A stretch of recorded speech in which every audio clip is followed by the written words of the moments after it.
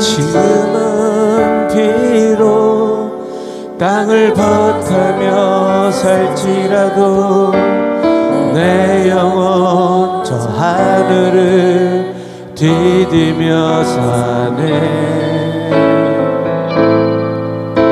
내 주님 계신 눈물 없는 곳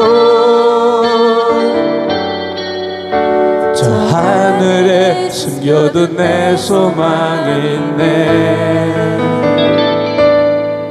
보고픈 얼굴들 그리운 이름들 많이 생각나. 때론 가슴 터지도록 기다려지는 곳. 내 아버지 너른 품날 맞으시는 저 하늘에 사둔 내 소망인데, 주님 그 나라에 이를 때까지 순례의 걸음 멈추지 않으면 어떤 시련이 와도 나 두렵지 않네. 주와 함께 걷는 이 길에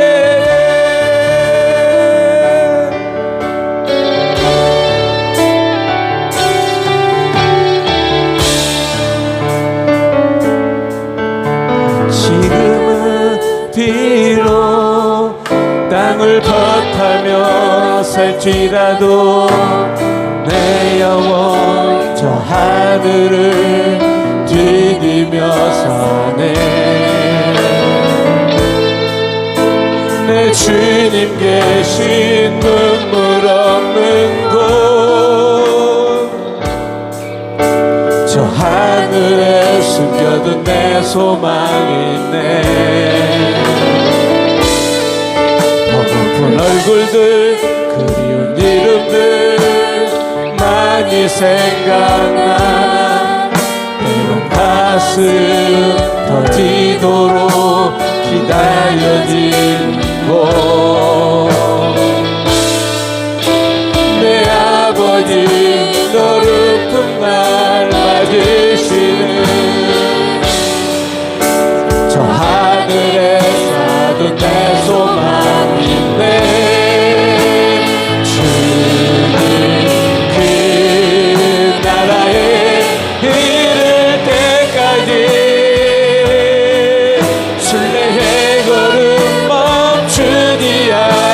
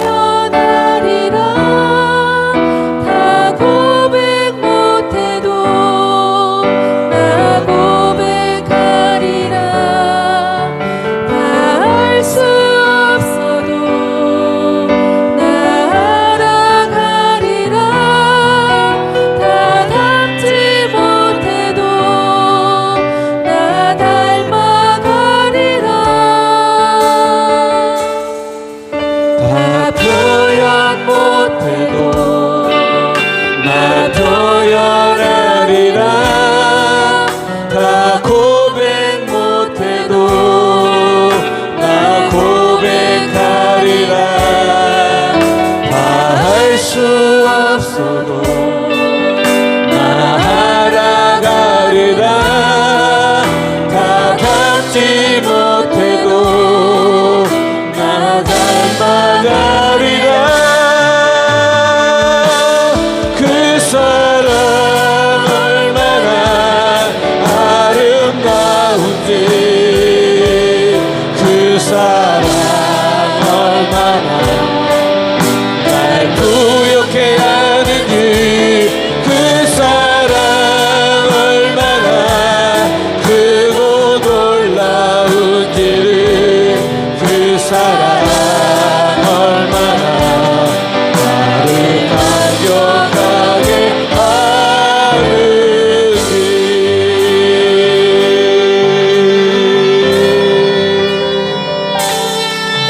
다 표현 못해도 나 표현하리라.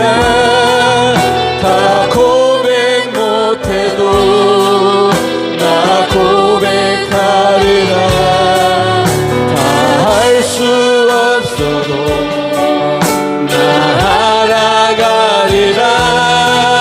다 닮지 못해도 나 닮아가리라. 그 사랑 얼마나 아름다운지, 그 사랑 얼마나 날 부욕해 하는지, 그 사랑 얼마나 크고 놀라운지, 그 사랑 얼마나 나를 감격하게, 그 사랑 얼마나 아름다운지, 그 사랑 얼마나 날 부욕해 하는지, 그 사랑 얼마나 크고 놀라운지, 그 사랑 얼마나 나를 감격하게 하는지. 그 사랑 얼마나 나를 감격하게 하는지.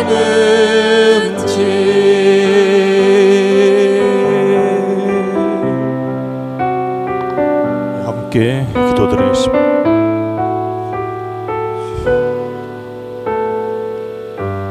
거룩하시고 은혜가 풍성하신 여호와 하나님 아버지, 오늘 9월의 첫 주를 맞이해서 우리를 세상 가운데 구별하여 불러주시고 주님 전에 나와서 예배드리게 하여 주심을 감사합니다. 무더위 속에서도 우리의 건강과 삶을 보호해 주신 주님의 손길을 찬양합니다. 이제 계절이 바뀌어가는 이때에 우리의 마음도 새롭게 하여 주시고 하나님을 향한 열정과 믿음이 식지 않도록 붙들어 주시기를 원합니다. 하나님 아버지, 주님의 몸된 교회를 이 땅에 세워주시고 믿음의 공동체와 함께 예배하며 주님의 뜻을 이루어가게 하심도 감사합니다.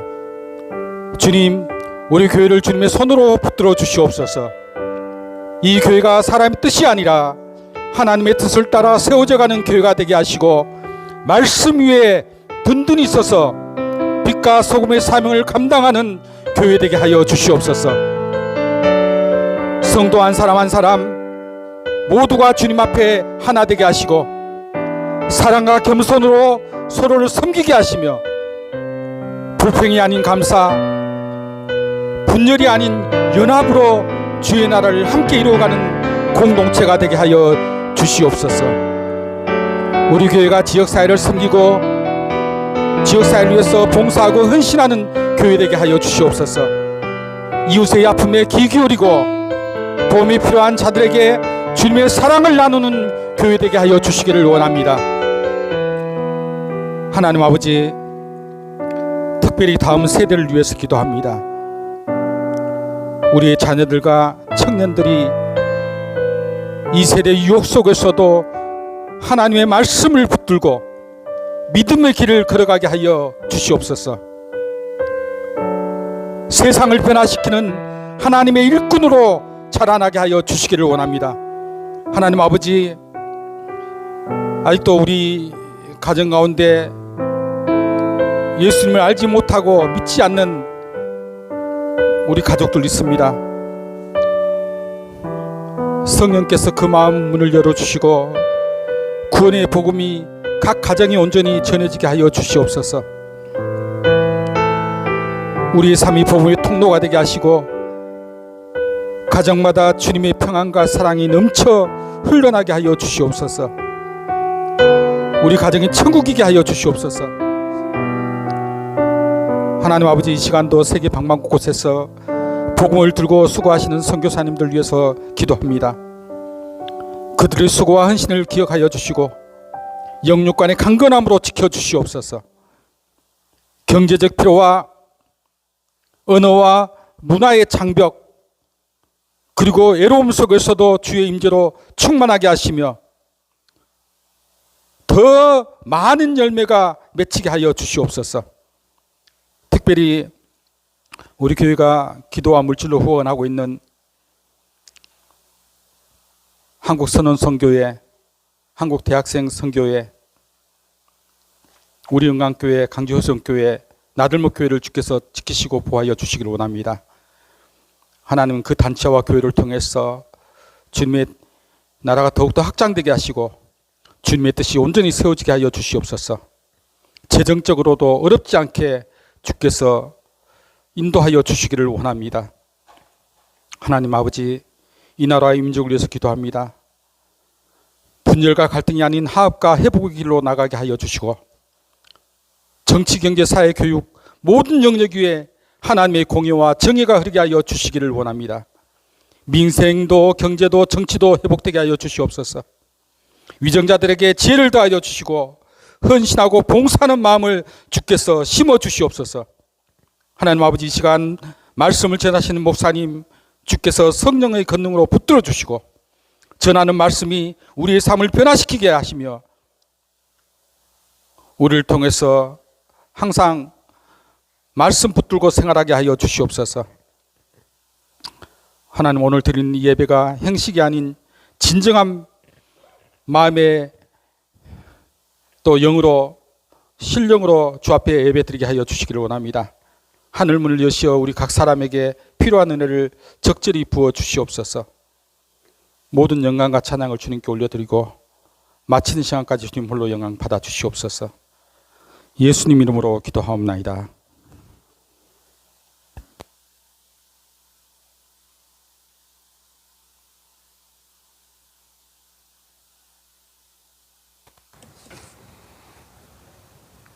여호와여, 주의 백성에게 베푸시는 은혜로 나를 기억하시며 내가 주의 택하신 자가 형통함을 보고 주의 나라의 기쁨을 나누어 가지게 하사 우리가 우리의 조상들처럼 범죄하여 우리의 조상들이 애굽에 있을 때 주의 기이한 일들을 깨닫지 못하며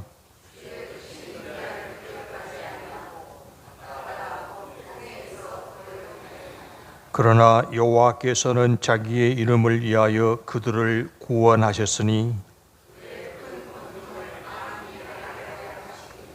이에 홍해를 꾸짖으시니 곧 마르니 그들을 인도하여 바다 건너가기를 마치 광야를 지나감 같게 하사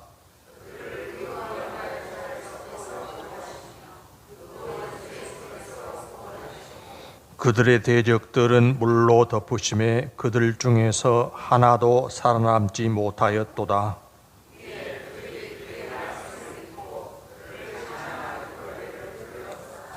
아멘. 전능하사 천지를 만드신 하나님 아버지를 내가 믿사오며 그 외아들 우리 주 예수 그리스도를 믿사오니 이는 성령으로 잉태하사 동정녀 마리아에게 나시고 본디오 빌라도에게 고난을 받으사 십자가에 못 박혀 죽으시고 장사한 지 사흘 만에 죽은 자 가운데서 다시 살아나시며 하늘에 오르사 하나님 우편에 앉아 계시다가 저리로서 산자와 죽은 자를 심판하러 오시리라.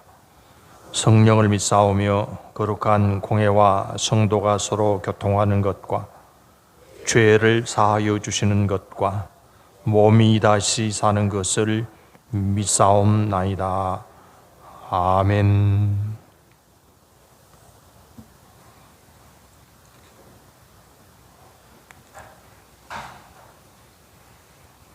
성경 말씀 신약 빌립보서 3장 7절에서 14절 말씀까지 같이 읽겠습니다. 빌립보서 3장 7절부터 14절 말씀까지입니다. 그러나 무엇이든지 내게 유익하던 것을 내가 그리스도를 위하여 다 해로 여길 뿐더러 또한 모든 것을 해로 여김은 내 주 그리스도 예수를 아는 지식이 가장 고상하기 때문이라. 내가 그를 위하여 모든 것을 잃어버리고 배설물로 여김은 그리스도를 얻고 그 안에서 발견되려 함이니 내가 가진 의의는 율법에서 난 것이 아니요 오직 그리스도를 믿음으로 말미암은 것이니 곧 믿음으로 하나님께로부터 난 의라.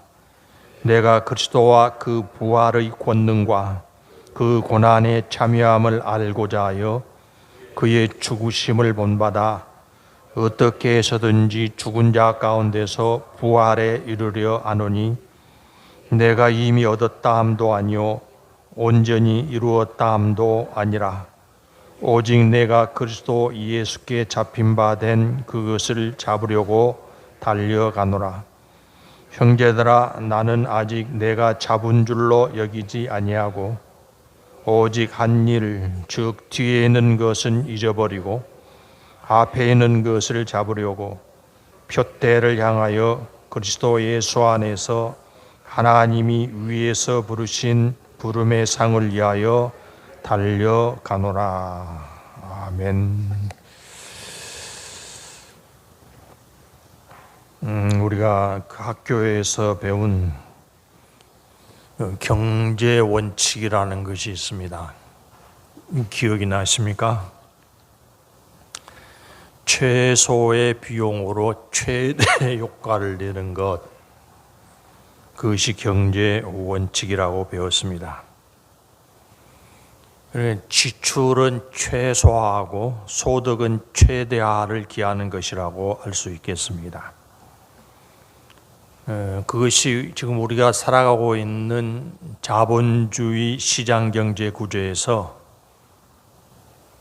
적용되면서 첨예한 경쟁을 초래하고 있습니다.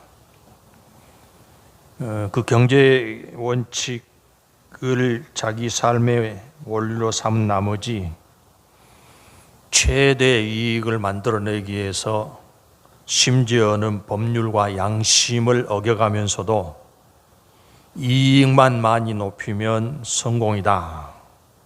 그렇게 경제 원칙이 잘못 통용되기까지 합니다. 그래서 회사를 경영하는 사람은 자기 회사의 사원들을 되도록 많이 부려먹으려고 하고 고노동이죠. 그 대신 임금, 급료는 적게 주려고 하는 그런 심성, 그런 욕구를 가지고 있다고 하겠습니다. 그렇게 해서 최대한의 수단을 활용하고 부를 늘리고 지위를 높이면 그것이 성공이다. 더 나아가서는 그것이 은혜고 축복이다. 이렇게 말하는 것도 서슴지 않고 있는 것을 우리는 봅니다. 그런데 정말로 중요한 것은 지금 누리게 되는 이익이 아니다 말이죠. 지금 혼신을 다해서 쫓아가 붙잡아 막상 소유해 보더라도 그 시간이 지나면서 오히려 손해가 되는 그런 결과들도 적지 않습니다. 눈에 보이는 물질의 크기에만 집착하다가 정작 더 요긴한 보이지 않는 가치들을 잃어버리는 그런 어리석음이 사람들의 삶 속에서는 자주 발생하고 있습니다. 성경에도 그런 예들이 많이 나오죠. 대표적인 사람이 에서인데요. 창세기 25장 32절에 보면 읽어보십시다.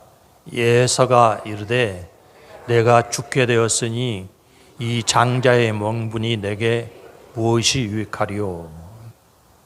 여러분 잘 아시는 것처럼 에서와 야곱이 쌍둥이인데 에서가 장자로 태어났고 그 시대의 관습은 장자가 더 많은 상속권을 누리는 상속을 받는 1순위가 바로 장자였습니다. 근데 창세기 25장에 나오는 에서의 말은 장자의 명분, 장자권이 지금 나에게 무슨 유익이 되겠냐? 왜 이런 말을 하게 됐었죠? 들로 쏘다니면서 너무 배가 고픈 나머지 지금 내가 굶어 죽게 되었는데 장자의 명분이 무슨 유익이 되겠냐? 그럼 당장은 무엇이 유익이라는 것입니까? 배고픔을 해소하는 먹는 것을 가지는 것이 더 유익이라 그렇게 판단했었죠. 그래서 그런 생각으로 살아가는 에서를 평가한 말씀이 히브리서 12장 16절에 나옵니다. 읽어보십시다. 한 그릇 음식을 위하여 장자의 명분을 판 에서와 같이 망령된 자가 없도록 살피라. 당장 눈앞에 굶주림을 해결할 음식 한 그릇에 장자권을 팔아넘긴 모세와 같이 망령된 일을 하지 않도록 자기 자신을 살피라. 그렇게 가르쳐주고 있습니다. 소탐대실이라는 말도 있죠. 작은 것을 욕심내다가 큰 것을 잃어버린다 말이죠. 눈앞에 작은 유익에 취한 나머지 더 크고 더 가치 있는 높은 이익을 놓치는 그런 어리석음을 범하지 말라는 이야기라고 하겠습니다. 그런데 문제는 우리의 판단력이 그렇게 온전하지 않다는 것입니다. 어떤 것이 진정한 가치가 있는지, 어떤 것이 유익이 될지 이것을 정확하게 판단낼 만한 그런 능력을 우리가 충분히 가지고 있지 못하다는 것입니다. 그래서 우리는 더더욱 어떤 기준으로 판단을 해야 나에게 진정한 유익이 되고 어떤 기준으로 판단해야 무익한 것을 버릴 수 있을까? 이런 교훈을 얻을 수 있어야 할 것 같습니다.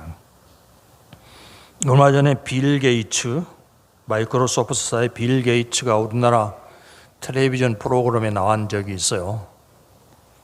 그 유재석이 하는 프로그램이던데. 그래서 묻습니다. 이사장님은 어떻게 해서 그런 성공에 이를 수 있었습니까?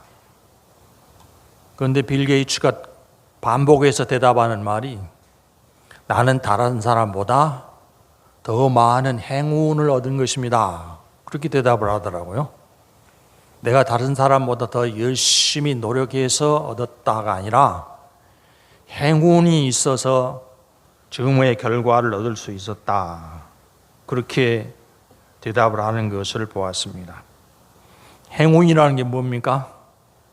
보이지는 않지만 돕는 손길이 있었다는 것이죠. 그러면 사람으로 하여금 진정한 유익에 이르게 하는 돕는 손길은 어디서부터 오는 것이라고 할 수 있을까요? 또 어떻게 해야 그런 행운의 기회를 잘 붙잡고 활용해서 성공에 이르게 될까요? 빌 게이츠와 같은 성공에 이르려면 어떻게 행운의 기회를 붙잡고 활용하게 된다고 대답할 수 있겠습니까? 우리가 믿는 바 하나님이 우리에게 은혜를 공급하시는 분이시다. 사무엘상 2장 7절 읽어보십시다. 여호와는 가난하게도 하시고 부하게도 하시며 낮추기도 하시고 높이기도 하시는도다. 우리가 믿는 하나님께서 행운의 기회, 은혜의 기회를 제공하는 분이시라. 하나님이 당신이 원하는 사람들에게 부도 주시고 영광도 주시는 분이라는 사실은 얼마든지 성경을 통해서 우리가 찾아볼 수 있습니다. 그리고 하나님께서는 당신이 선택해서 믿음의 길을 가는 사람들에게 진정한 유익을 누리도록 이끌어 가시는 분이십니다. 이사야 48장 17절 읽어보십시다. 너희의 구속자시오 이스라엘의 거룩하신 이신 여호와께서 이르시되 나는 내게 유익하도록 가르치고 너를 마땅히 행할 길로 인도하는 내 하나님 여호와라. 유익한 것을 가르치고 유익한 길로 이끌어 가시는 분이 하나님이시라고 당신의 의도와 목적을 믿는 사람들에게 밝혀주고 있습니다. 오늘 우리가 읽었던 본문 말씀 빌립보서 잘 아시는 바와 같이 사도 바울이 기록한 성경입니다. 바울 사도는 유대인의 혈통으로 태어난 사람이었죠. 그리고 유대인 사회에서 성공의 목표를 향해서 힘껏 달려가던 사람이었습니다. 그 결과 이스라엘 자기 주변으로부터 인정을 받고 최고의 실력을 갖출 수 있었으며 바리새인이 되고 공회원으로 살아가는 그런 사람이었습니다. 그렇게 열심히 노력해서 얻은 성과로 얼마든지 큰 자부심을 가지고 살아갈 수 있었던 사람이 사도 바울입니다. 우리가 읽었던 바로 앞부분 3장 4절을 보면 자기 자랑을 얼마든지 할 수 있다고 이야기하고 있습니다. 3장 4절 그러나 나도 육체를 신뢰할 만하며 만일 누구든지 다른 이가 육체를 신뢰할 것이 있는 줄로 생각하면 나는 더욱 그러하리니. 누가 자기가 이룬 성과로 자랑한다고 하면 나도 빠지지 않는 사람이다. 자랑하는 사람들 중에 선두에 서 있는 사람이 바로 나다. 이렇게 이야기하고 있습니다. 그건 자기에게 유리하다고 할 만한 것을 얻기 위해서 온갖 노력, 최선을 다하고 산 사람이었고 그것에 성공을 해서 인정을 받고 중요한 직책에 서 있는 사람이 사도 바울이었습니다. 그 중요한 직책이 무엇이었습니까?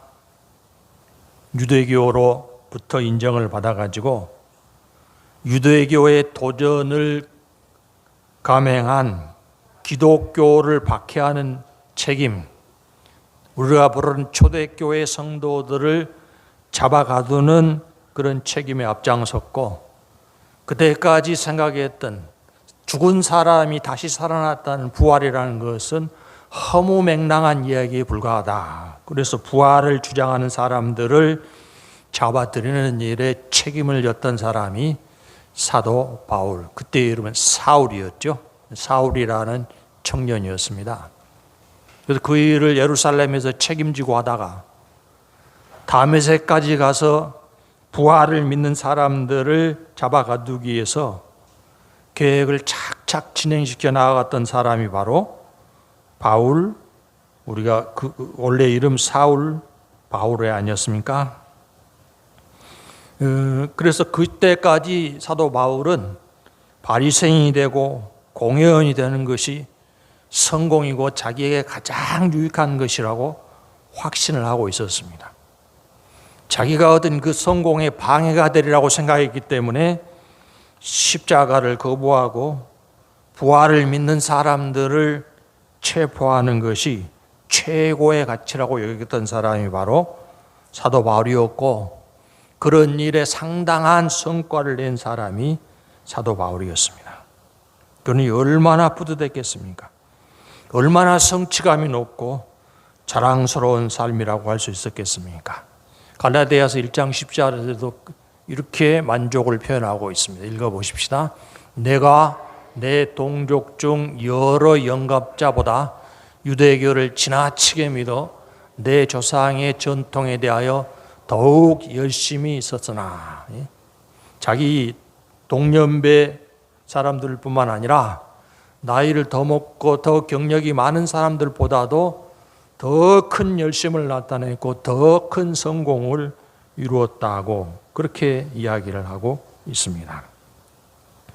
그렇게 자기 유익을 추구하여서 상당한 성공을 이루어낸 사도 바울이 만족스러운 생활을 하다가 갑자기 본문에서 놀랍고 충격적인 선언을 하고 있습니다. 어떤 선언인가요? 7절 읽어보십시다. 그러나 무엇이든지 내게 유익하던 것을 내가 그리스도를 위하여 다 해로 여길 뿐더러. 지금까지는 유익이라고 생각해서 인생 최고의 목표를 삼아서 그거를 얻는 데 진력해 오던 사람이었는데, 그것을 이제는 다 무엇으로 여긴다고요? 유익이 아니라 무익한 것, 해로 여긴다. 그렇게 이야기를 하고 있습니다. 그러니까 수많은 경쟁자를 물리치고 공회원이 된 것, 무익한 것이다. 엄청난 노력을 통해서 얻은 바리새인의 지위, 아무 유익이 없고 오히려 해가 된다. 이렇게 이야기를 하고 있는 것입니다.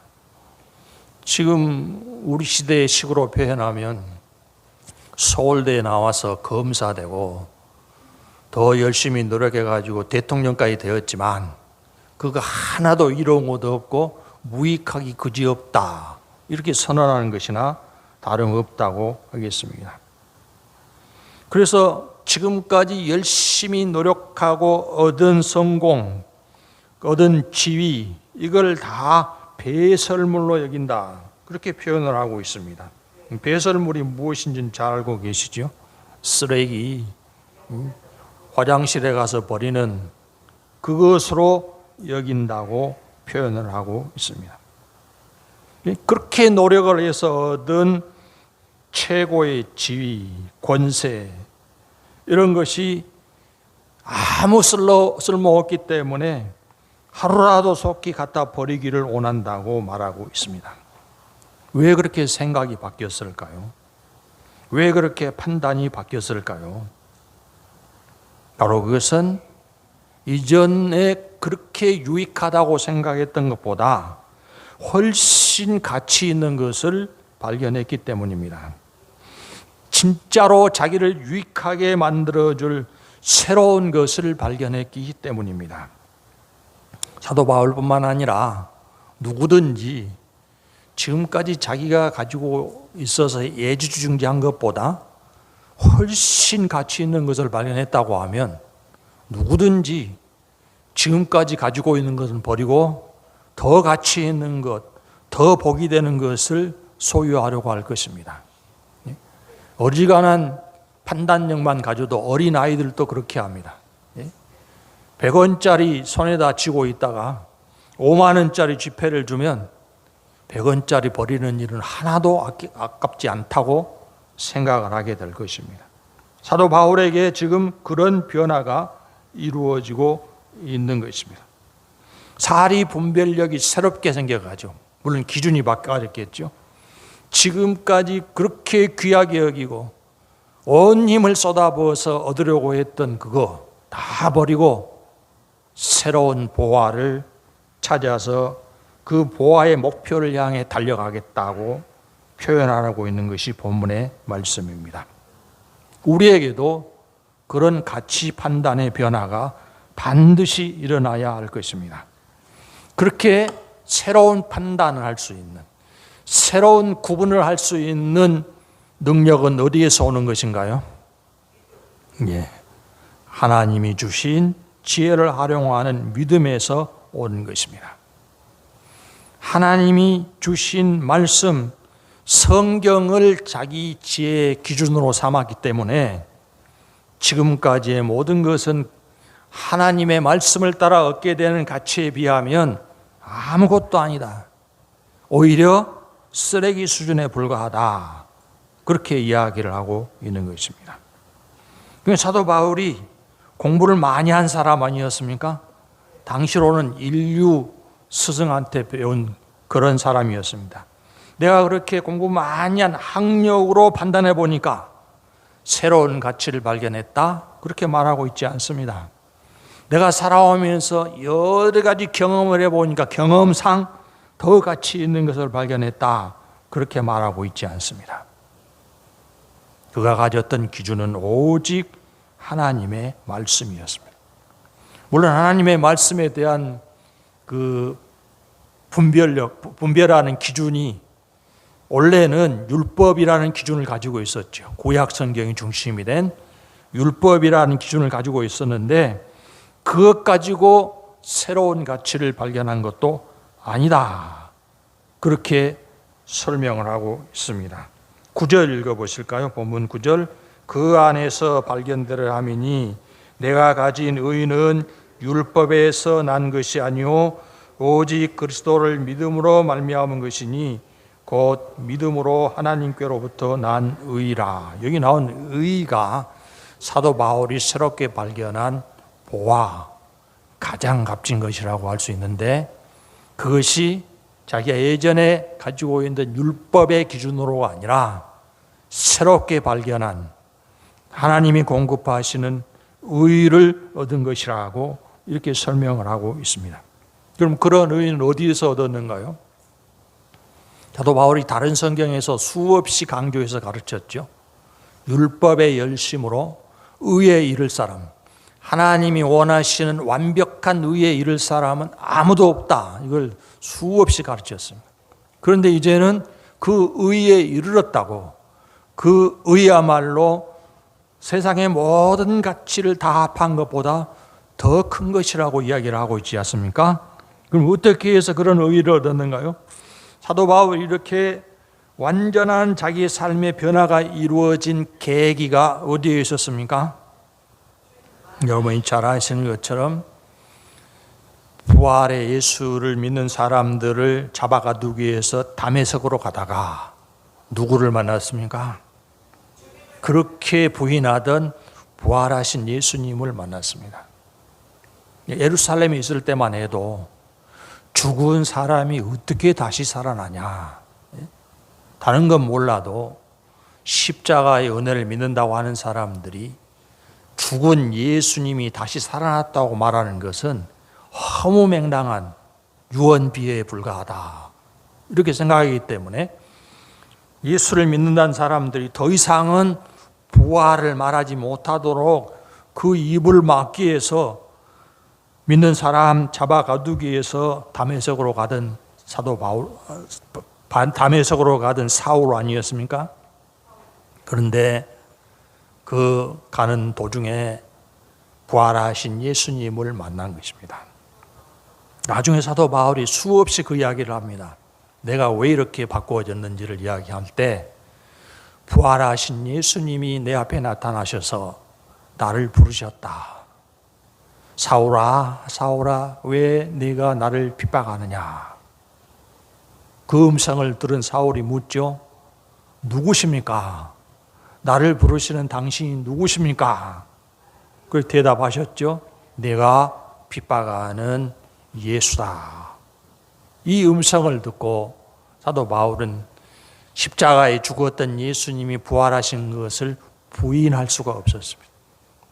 내 앞에 나타나셔서 나를 부르시는 예수님의 음성을 들었는데 어떻게 죽었던 예수님이 다시 살아났다는 것을 안 믿을 수가 있습니까? 그래서 나중에 자기 고백을 할 때도 가장 못나서 만삭되지 못해서 태어난 나 같은 사람도 부활하신 예수님이 만나 주셨다, 그런 이야기를 하죠. 그렇게 부활하신 예수님을 만나면서 십자가의 도를 깨닫게 되고, 자기가 그렇게 율법을 지키면서도 도달하지 못했던 의가 예수님의 십자가와 부활을 통해서 공급된다는 사실을 깨닫게 된 것입니다.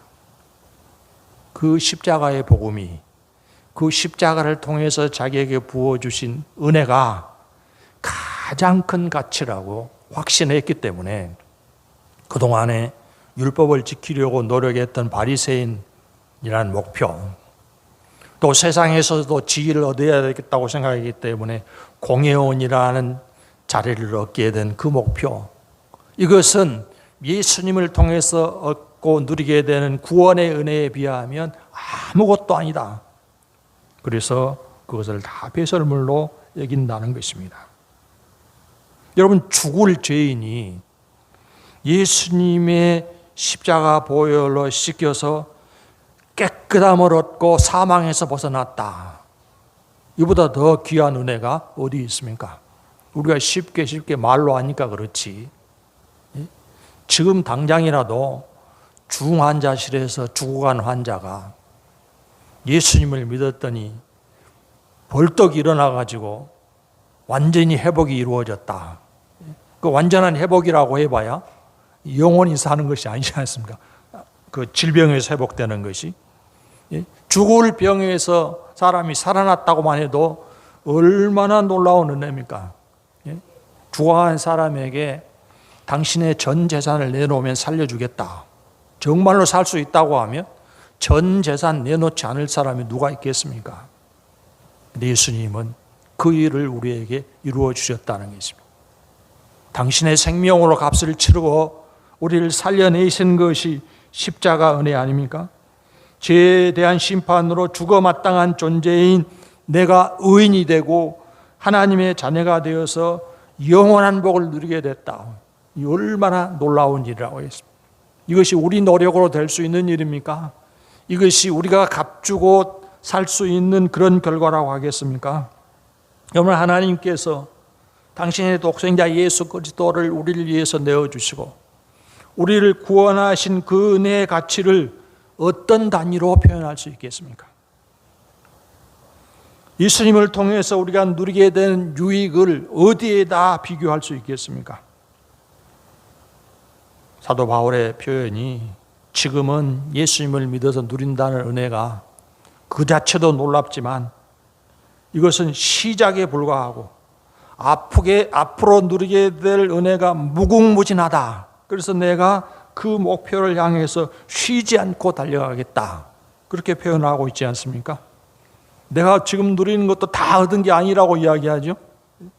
우리가 읽었던 본문 후반부에 다 얻은 것 누리고 있다고 해도 아직은 그 10분의 1, 100분의 1도 안 된다. 앞으로 누리게 될 은혜, 앞으로 누리게 될 유익의 가치가 훨씬 큰 것이기 때문에 그 소망의 목표를 향해서 달려가고 있다고 이야기를 하고 있습니다. 여러분, 우리도 지혜를 얻어서 활용할 수 있어야 하겠습니다. 지혜는 어디에서 온다고요? 하나님의 말씀에서. 우리로 하여금 가장 가치 있는 것, 가장 귀한 것을 얻을 수 있는 원리를 가르쳐주고 있는 것이 성경 말씀입니다. 여러분, 성경 말씀이 누구에게나 다 공개되어 있습니다. 가장 귀한 것을 얻는 하나님의 말씀 진리가 성경을 통해서 누구에게나 다 공개가 되어 있습니다. 사람들은 누구든지 접할 수 있는 것을 별로 귀하다고 생각하지 않습니다. 그런데 하나님은 왜 그렇게 완전한 공개로 영원한 가치를 얻는 비결을 우리에게 알려주셨을까요? 누구나 다 얻을 수 있도록 하기 위해서 그렇지 않습니까? 차별 없이 누구든지 말씀을 받아서 참된 가치, 참된 축복에 이르도록 하기 위해서 우리에게 말씀을 주셨습니다. 우리가 많이 배워서가 아니고 많은 경험을 쌓아서가 아니라 성경을 펴서 읽기만 하면 믿음의 선물을 통해서 참된 가치의 기준을 얼마든지 얻을 수 있다는 말씀입니다. 그래서 우리에게 성경이 귀하고 성경 안에 기록되어 있는 하나님의 약속이 귀합니다. 성경 안에 기록되어 있는 하나님의 약속이 반드시 우리의 미래에 이루어질 일들이기 때문에 그렇습니다. 하나님의 말씀을 기준으로 삼아서 새로운 생각을 하기 시작하면 전에는 유익하게 보였던 것이 무익한 것으로 판단될 수 있고 전에는 무익하게 보였던 것이 유익한 것으로 구별될 수가 있습니다. 그런 성경의 구절들은 너무 많습니다. 시편이 아니죠. 잠언의 말씀, 전도서의 말씀 읽어보십시다. 재산이 많아지면 먹는 자들도 많아지나니 그 소유주들은 눈으로 보는 것 외에 무엇이 유익하랴. 노동자는 먹는 것이 많든지 적든지 잠을 달게 자거니와 부자는 그 부요함 때문에 자지 못하느니라. 재산이 가장 큰 가치라고 생각하는 사람들이 많지 않습니까? 그래서 우리 그 인사도 다 바꿔줬어요. 예전에는 안녕하시냐, 평안하시라. 그런데 요즘 뭐라고 인사합니까? 부자 되시라. 그런데 성경은 재산이 많은 것이 그렇게 유익한 것만 아니다. 재산이 많은 것은 근심을 누리는 거라. 동의하십니까? 여러분 스스로가 재산이 별로 많지 않다고 생각하시는가요? 아직도 부족하다고 느끼시는 분이 많죠. 근데 많아지면 많아질수록 근심이 늘어가는 거라. 전도서 5장에서는 뭐라고 이야기합니까? 소유한 사람은 눈으로 보는 것 외에 무엇이 유익하랴. 재산을 수백억, 수조 가진 사람들은 그 어떻게 관리합니까? 그 돈 다 자기 집에 쌓아둬 놓고 날마다 세어봅니까? 대부분은 투자하거나 은행의 계좌에 넣어놓고 있지 않습니까? 은행에 있는 계좌는 어떻게 확인합니까? 통장에 찍혀진 금액으로 확인하죠. 금액을 들여다보면서 내 계좌에 돈이 많구나. 그거 말고 무슨 유익이 있냐 말이죠.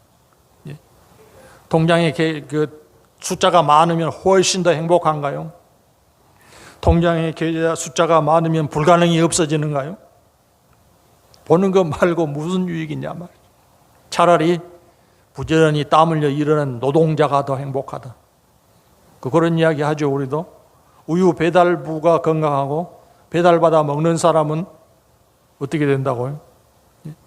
우유 배달받아 먹는 사람보다 배달하는 사람이 더 건강하다. 무엇이 유익한가? 재산이 유익할 것이 없다는 것을 전도서가 가르쳐주고 있습니다. 그 다음 시편 119편 71절 잘 아는 말씀인데요. 읽어보십시다. 고난 당하는 것이 내게 유익이라. 이로 말미암아 내가 주의 율례들을 배우게 되었나이다. 무엇이 유익이라고요? 무사태평이 유익이 아니고 고난 당하는 것이 유익이라. 누가 일부러 고난을 자청하는 사람이 있겠습니까마는 우리 생활에 고난은 시도 때도 없이 찾아옵니다. 그런데 그것을 무익하다고만 생각하지 말라는 것이죠. 유익하게 되는 수단으로 고난을 활용하는 것이 믿음의 지혜라고 할 수 있겠습니다. 고난도 유익이라고 하는 것이 하나님의 말씀입니다. 그래서 이 말씀을 생활에 적용하면서 생활에 적용하는 것이 뭡니까? 나에게 어려움이 있을 때, 고난이 있을 때 이제 아무 쓸모없는 것이 찾아왔구나. 나를 괴롭게 만드는 고난이 찾아왔구나. 이렇게만 생각할 거 아니고 유익하게 만드는 것이 나에게 찾아왔구나. 이렇게 생각을 바꾸는 것이 하나님의 말씀을 적용하는 것이라고 할 수 있겠습니다.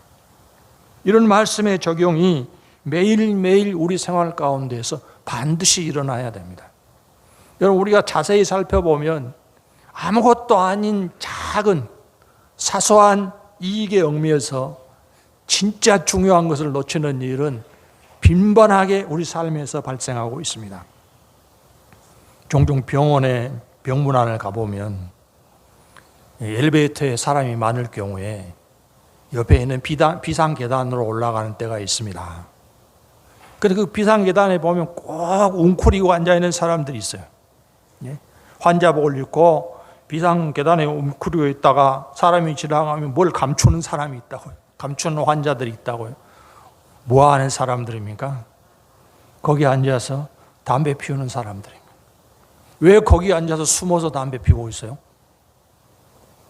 뭐 자유국가에서 얼마든지 자기 마음대로 행동할 수 있는 이 자유국가에서 왜 계단에 앉아서 담배 피다가 그걸 숨기고 있어요? 왜 그렇게 합니까? 의사가 진단을 내려놓은 것이고 처방을 해놓은 거죠. 지금부터 담배를 피우면 당신의 수명은 짧아질 수밖에 없습니다. 그러니까 담배 피우지 마십시오. 그런데 어떻게 해요? 담배를 피워요. 왜 그러죠? 순간의 만족을 위해서. 순간의 습관에 얽매여서. 그럼 담배 피우면 어떻게 된다고요? 생명이 단축된다. 생명이 귀합니까? 흡연의 쾌감을 느끼는 게 중요합니까? 이런 일은 얼마든지 우리 생활 가운데서도 일어날 수 있다고요. 순간에 눈앞에 이익에 취해서 영원한 것을 놓치게 되는 일들은 우리에게도 얼마든지 일어나고 있습니다. 그래서 성경이 말합니다. 사무엘상 12장 21절 읽어보십시다. 돌아서서 유익하게도 못하며 구원하지도 못하는 헛된 것을 따르지 말라. 그들은 헛되니라. 무엇이 헛된가를 분별한 기준 지혜가 바로 하나님의 말씀 아닙니까? 하나님의 말씀이 버리라는 것, 그만하는 것, 이것을 우리가 잘 따라가는 사람이 될 수 있어야 할 것입니다. 사도 바울은 하나님의 말씀을 따라서 돌아섰습니다. 이전에 자기가 유익하다고 여겼던 것들에서 돌아섰습니다. 이전에 자기가 성공이라고 생각했던 것에서 돌아섰습니다. 돌아서서 하나님의 말씀을 받아들이고 보니 가장 유익한 것이, 영원히 복된 것이 말씀을 따라갈 때 이루어진다는 사실을 확신할 수 있게 되었습니다. 그 사람들이 보기에는 바울이 예수님을 믿더니 복음을 전하더니 형편없이 되었다, 이렇게 판단할 일들이 적지 않았습니다. 그럼에도 불구하고 바울 자신이 확신하고 있는 것은 무엇이었습니까? 고린도 후서 4장 7절 읽어보십시다. 우리가 이 보배를 질그릇에 가졌으니 이는 심히 큰 능력은 하나님께 있고 우리에게 있지 아니함을 알게 하려 함이라. 수많은 고난의 경험을 통해서, 수많은 불가능의 경험을 통해서 예수님이 나와 함께 하시다는 것이 얼마나 큰 가치인가를 깨달아 알게 된 것입니다. 그래서 돈이 많아졌기 때문에, 엄청난 지위와 권세를 얻었기 때문에 내가 할 수 있는 것이 많다, 이런 생각을 버리고 나는 가난하고 굶주리고 헐벗은 경험을 많이 했지만 그럼에도 불구하고 예수님이 나와 함께 하시기 때문에, 예수님이 내 안에 계시기 때문에 그분으로 인해서 나는 모든 것을 할 수 있다, 이렇게 고백을 하지 않습니까? 고백만 아니고 실제 생활에서 누구도 할 수 없는 일을 사도 바울이 이뤄낸 것 여러분이 잘 기억하실 것입니다. 하나님의 말씀을 받고 그 말씀의 기준을 적용해 나아가면서 여러분에게 진정한 유익이 무엇인지, 영원히 복이 될 것이 무엇인지를 잘 분별해서 사도 바울처럼 복되고 영원한 소망을 향해 달려가는 분들이 되시기를 바랍니다. 기도하십시다. 우리 하나님, 베푸신 모든 은혜에 감사를 드립니다.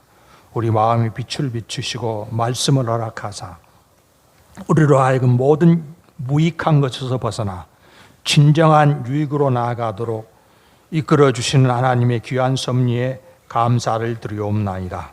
주의 말씀을 우리 마음에 충만히 채워주시옵소서.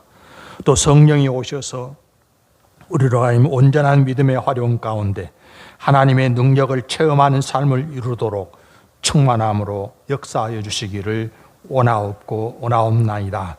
우리로 하여금 헛된 길에서 벗어나 하나님이 허락하신 영원한 소망과 축복을 향해서 나아가도록 걸음걸음 동행하시고 인도하여 주시옵소서.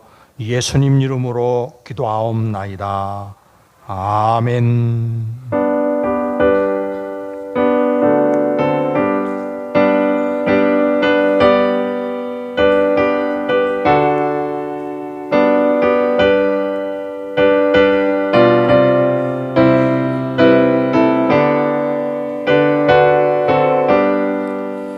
나의 영원하신 기여 생명보다 귀하다. 나의 갈 길 다가도록 나와 동행하소서.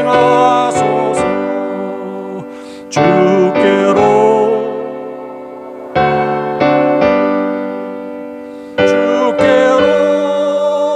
가오니 나의 갈 길 다가도록 나와 동행하소서. 세상 복이 아니람과 영성을 버리고 험한 길을 가는 동안 나와 동행하소서. 주께로 가까이 주께로 가오니 나의 갈 길 다가도록 나와 동행하소서. 모든 골짝 지나가며 험한 바다 건너서 천국문에 이르도록 나와 동행하소서. 주께로 가까이 주께로 가오니 나의 갈 길 다가도록 나와 동행하소서.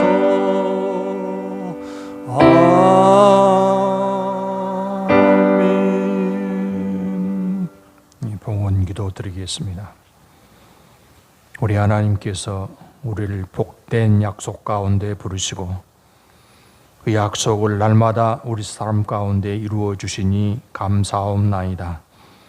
이 시간도 여호와 하나님을 사랑하고 사모하는 성도들이 예물을 드려 싸우니 우리 하나님께서 받아주시며 우리 삶을 다스려 역사하신 하나님께서 끝날까지 책임져 주시기를 원하옵고 나옵나이다. 아버지 하나님이 우리를 사랑하시기에 아무것도 염려하지 말라 하셨사오니 세상을 살아나갈 때 염려 없도록 모든 필요를 따라 풍족한 것으로 채우시며 하나님이 기뻐하신 일을 이루어 나아갈 때 주저함 없이 감당할 수 있도록 우리 믿음의 분량을 키워주시옵소서. 강건케 하시옵소서. 지혜 있게 하여 주시옵소서. 능력 있게 하여 주시옵소서. 우리의 삶의 열매로 하나님의 영광만 높이 드러낼 수 있게 하여 주시옵소서. 동행하시고 말씀하신 바 이루시는 하나님께 감사를 드리옵고 예수님 이름으로 기도하옵나이다. 아멘. 특별한 광고는 없습니다.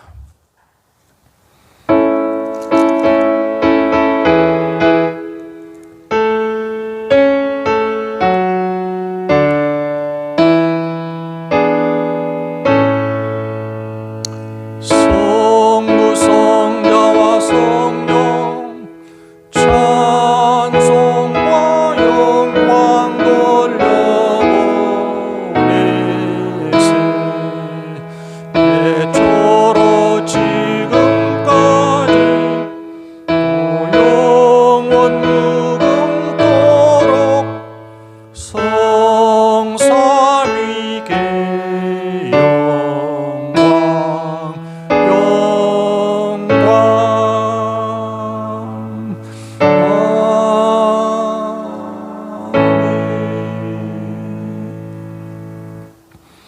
주 예수 그리스도의 은혜와 하나님 아버지의 사랑하심과 성령의 교통하시고 인도하시고 충만케 하심이 하나님의 말씀의 지혜를 받아 온전한 분별력으로 참된 유익을 향하여 영원한 복을 향하여 나아가기를 소망하는 성도들에게 이제부터 영원까지 함께 있을지어다.